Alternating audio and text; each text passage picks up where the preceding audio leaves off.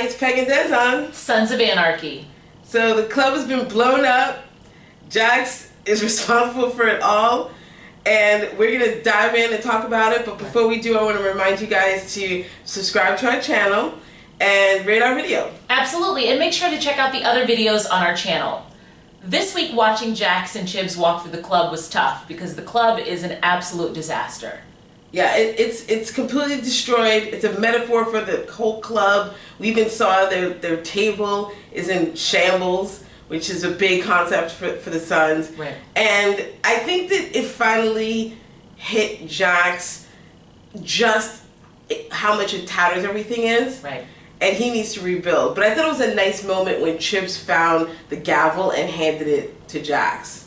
Right, because Chibs actually has a lot of leverage in this moment to say to Jax, this is all your fault. I mean, this could have been his opportunity to say that because we saw last week where Chibs and Jax were fighting over Jax's decision making, and it seemed like Chibs this week is still siding with Jax.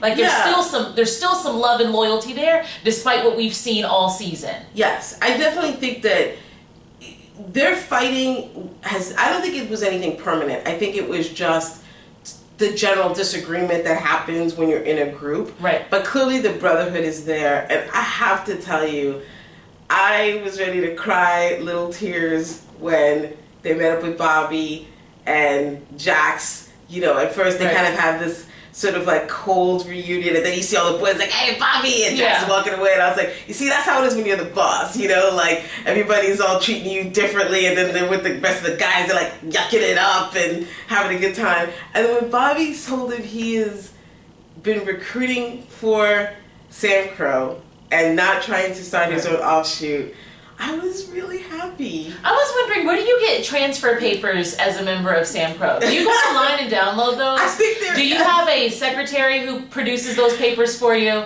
What does that look like? I think, well, it's like a international club. You don't think they have like a website of memberships like Toastmasters? Not really. Not really, actually.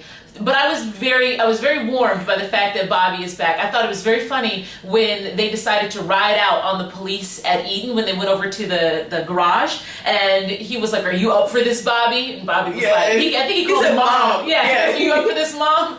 Bobby was like, "Chill out." Right. So it's good that the crew is starting to look whole again. Right. I also thought it was great that when they were in Eden at the other club, Jax seems like he is speaking more in unity. I mean, up until this point, he's really been making a lot of solo moves. Right. And now he's talking about how the group needs to come together and the group needs to make decisions. And even before going to Eden, he had his group take a vote. Yes. When they had Galen on the phone. Right. I think he's realized he can't do it alone. Right. And B, he gave a beautiful speech.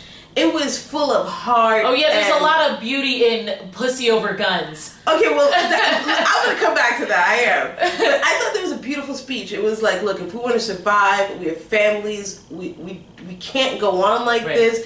And you could tell it was affecting. And what I really thought about that scene was how great of an actor Charlie Hunnam is. I really was like, he's convincing me that this is the right course of action. Yes, I did think it was the deep, thick layer of misogyny in Sons of Anarchy continues. And I did think about the women that they're going to exploit in order to make their living. I'm not a big fan of it. Kara is back. That's all you need to know. I know. But it is back. It's not going to be as bad as it was under the, was it Israelis? Iranians? Well, that wasn't Kara. No, wasn't Kara the porn studio? That was the club's old porn studio. They didn't operate a porn studio like the Persians. I know. I thought that's what they're I thought they're basically going to get into porn. They've already been in porn. Oh, I'm sorry. Yeah, they've been in porn in previous seasons, had a studio burned down, they got out of porn, got into something else, and now it's time to to get Kara going again. But they didn't have an operation that was sick like what those Persians were doing. Got it. I mean, they had a porn operation, which is whatever, but it's legitimate. But it wasn't people in cages, people urinating on folks. It wasn't anything like that. So it was good quality porn. All right, well, they're going to make their money off the backs of women instead of on their backs. Instead of putting guns in the hands of children. So I think it's a step up. And I'm with you, Jax. I'm with you. Now, who's not with Jax is Tara. Not even a little bit. I feel bad for Tara because she's really caught between a rock and a hard place. Not even a little bit. I will say Tara stood up for Jax though, because when Oprah Winfrey, the DA, came over to her and said, "Sell him out and I will let you off," she did not take that easy route. No, she didn't. For love. Were you bothered by Oprah in the bathroom? I loved it. Taking her wig off, talking about, I'm about to get hood? Loved it. First of all, I was like, that wig was nothing but a protective hairstyle. Good on you. Secondly, Protecting what? her natural hair. Didn't you see? She had her hair up. She had twists. Well, protective on top of protective? That's right. Protective on top of protective. So she pulled off the protective wig. She pulled down her hair, and she looked 50,000 times better, by the way. And she was like, "I'm going hood," and I was like, I hated that scene. But the thing that I thought was funny that hood in legalese means I'm moving your trial date up by 3 weeks and I'm prosecuting it myself. Like, it's not like she's not going toric. She's not going scorched earth. I'm gonna do all kinds of crazy things to you. I'm gonna use the law against you, but I'm gonna come down hard. I actually appreciated that.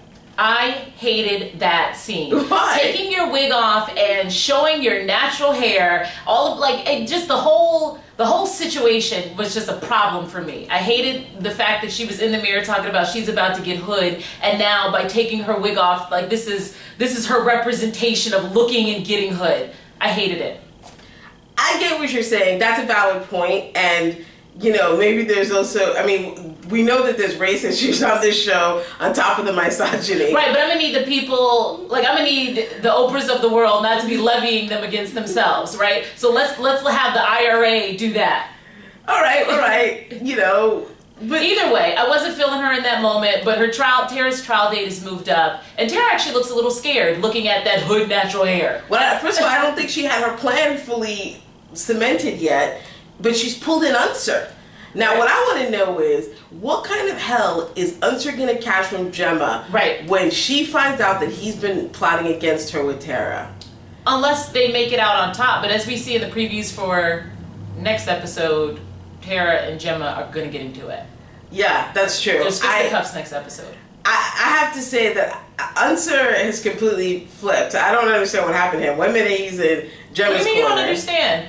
The man got beat up in his trailer, and he's been taking care of these kids all. I think his thing is he spends so much time with these children, and he is starting to see things through the same lens that Tara sees them. This is not a safe place for these kids, and Gemma isn't making good decisions because she is so in the weeds. I know, but Unser's always been in Gemma's corner no matter what. That's because he was in love with her, and then he was in love with her when Clay was running through her, and he was in love with her when Nero was running through her, and he's like, you know what, I'm never going to get a chance at that old vagina. Let me just go ahead and do what's right for these children and help Tara out. Can I tell you the scene when Gemma went to talk to Clay and deliver Jackson's message to take the IRA up, and she said that thing to him about what happened last week. Right.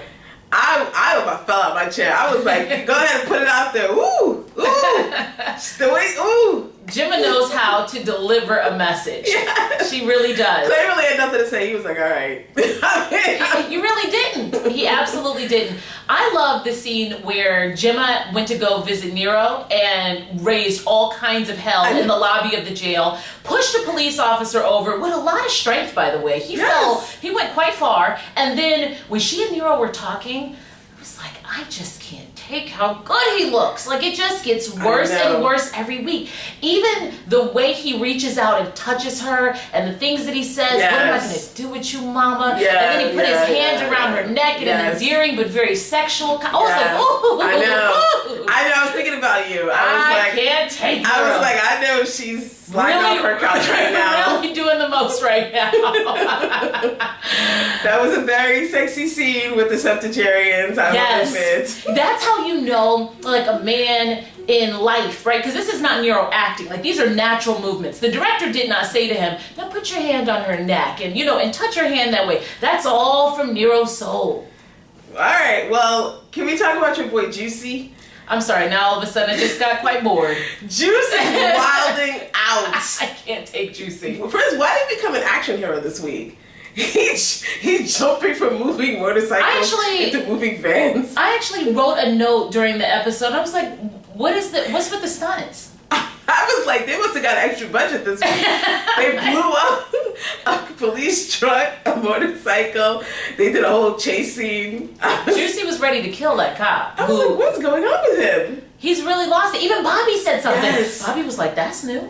Yes. I haven't been gone before a minute. What's going on? Right. So and Josh is just like, Juicy is a wild card, and I think that I don't think that this behavior is going to taper off at all, and I'm sure that he is going to become the new Tig for the next couple episodes, doing the most. Okay, can we talk about, so we saw Venus come back this week. Yes. And turns out she's an old friend of Nero's. I really cannot wait until Tig gets a hold of her again, because he was very intrigued by her the last time. Now she's back, she's got a black eye from somebody, right. And she's vulnerable. I'm thinking Tig's gonna be very excited. Tig is a freak. He is. He always has been. I can't wait. I'm excited. But I didn't think about that when I saw that episode, but you bringing it up makes me very excited to see some interaction between those two. I like that character. I think the character's interesting, so I'm interested to see sort of how they fold her into the storyline. She reminds me of Tu Wong Fu Thanks for Everything. She was giving us lots of Patrick Swayze in that scene. I like that look that Gemma gave as she was holding her and comforting her. She was like, "Oh Lord, what do we have here? What now? Right. What now?" All right. So next week we see some previews. It looks like Gemma and Tara are actually going to lay hands. Finally. Yes, and I'm excited to see what's going to happen with Clay and the Irish. We didn't talk about that too much this week, but we know that he's going to get into it with them. So I'm ready. All right. Remember, guys, subscribe to the channel. Right. And tell us what you think in the comments. We love to read your comments. Absolutely. And make sure to check out the other videos on our channel. Bye. Bye.